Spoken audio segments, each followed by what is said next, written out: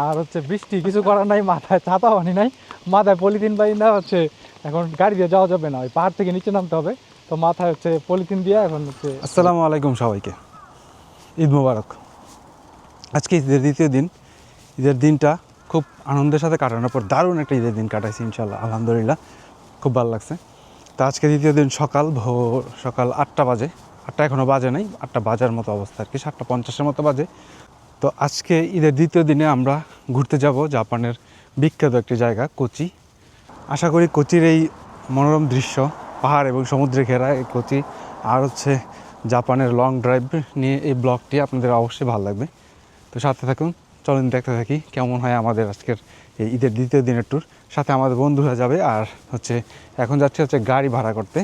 গাড়ি ভাড়া করে হচ্ছে আমরা কোচির উদ্দেশ্যে রান্না হবো। কোচি কোবে থেকে অনেক দূরে, তারপরে ঈদের দ্বিতীয় দিন একটু লং ড্রাইভে না গেলে হয় না। তো চলেন, এখন 10টা 16 বাজে আর আমরা সবাই গাড়িতে উঠে গেছি আর যাব হচ্ছে কোচি। প্রথম উদ্দেশ্য হচ্ছে কোচি ক্যাসেলে যাব।